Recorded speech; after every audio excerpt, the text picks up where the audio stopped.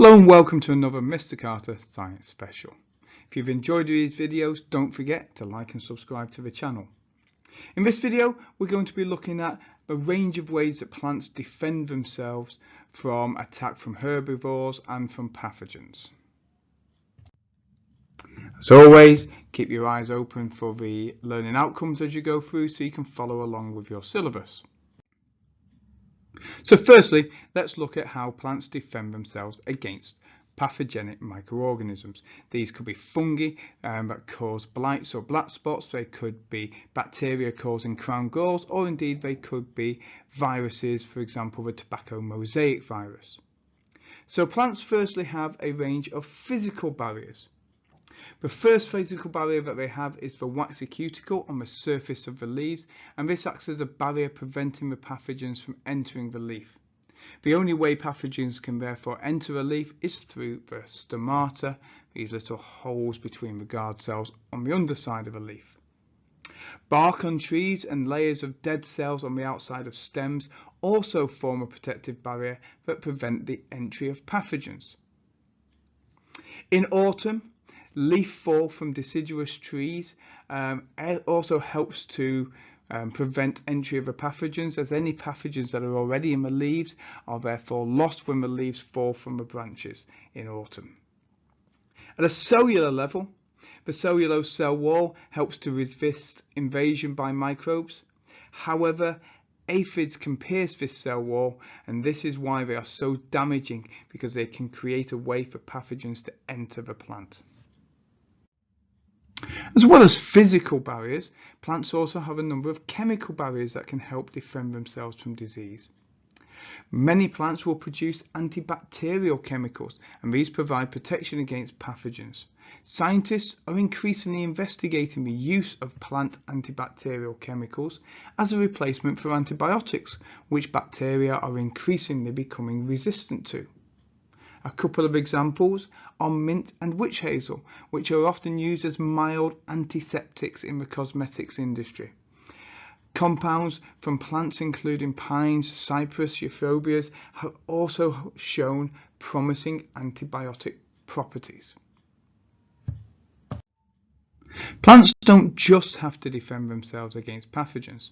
Plants also need to defend themselves against herbivores. Plants need to defend themselves against herbivores because herbivores can damage the plant, prevent it growing or reproducing. So plants have a range of strategies that will limit the damage caused due to herbivores. Plants could have thorns, mimicry, plant poisons, movement or hairy stems. So let's look at a few examples of these. Here we can see a giraffe which is trying to eat the leaves from an acacia tree in Africa, but you can see that the plant is defending itself by having large thorns, which will damage and hurt most animals, preventing them from eating or damaging the plant itself. The giraffe, it should be said, has special adaptations, for example a very thick skin and a very mobile tongue, which means it can almost ignore these thorns. But for most herbivores this is enough to defend the plant. The nettle we'll talk more about in a few minutes, but obviously it has stinging hairs that can poison any potential predators. This plant on the left though is known as the false nettle. It doesn't have any stinging hairs at all. Instead it's utilizing a form of mimicry to copy the look of the nettle, and therefore it doesn't need to have the poisonous defenses, because herbivores will just assume it is a nettle and again not eat or damage it. So talking about the nettle, we can see here the leaf of a nettle, and it has these very fine hollow stinging hairs which contain a poison. And this is a very important thing to consider because it does come up in exam questions. So nettles have stinging hairs which can sting animals that want to eat them, the herbivores, and this harms herbivores and stops the animals from eating the plant, so less of the plant is removed and damaged. The stings give the nettle a big advantage, so they often grow in large numbers in the environments and in the habitats. Here you can see a human hand which is coming up with lots of sort of welts and blisters due to the poisons that the stinging nettle produces.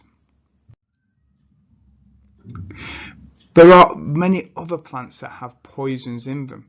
For example, here we can see the brackens, very common across northern England, areas of Derbyshire and the Lake District, and they're incredibly common because their leaves contain a cocktail of highly toxic chemicals which will damage, kill and at least reduce the damage produced by herbivores, so these plants can often grow unchecked across large areas of the countryside.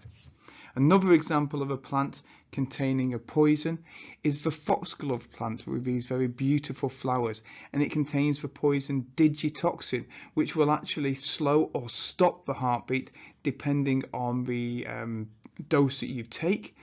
This can cause animals to die, and therefore the animals will not eat this plant, which is a great defense against herbivores.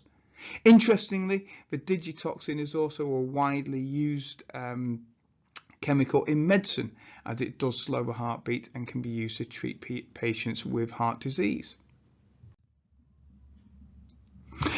Here we can see an example of a plant which has movement. In fact, you can see in this GIF here that when you touch this particular plant, the leaves all fold up and reduce their surface area. This makes it much harder for any insects to be able to eat and damage the plant. This particular plant is very common in tropical roadsides across Southeast Asia. In fact, in Indonesia, it's known as Putri Malu, the shy princess. More accurately, it's known as the sensitive Mimosa pudicea. One of the final ways that we could look at that plants can defend themselves against herbivores is hairy stems. Here we can see a couple of examples, the lamb's ear having hairy leaves and the Pelargonium having hairy stems and buds protecting its flowers. Hairy stems and or leaves deter insects from feeding or laying eggs, so some plants will also combine these useful hairs with poisons, for example the nettle that we've talked about. I hope you've enjoyed this video on plant defences and plant defence responses to both pathogens and separately to herbivores. If you have, comment below, let me know what you've learnt, and don't forget to like and subscribe. Thank you for your time.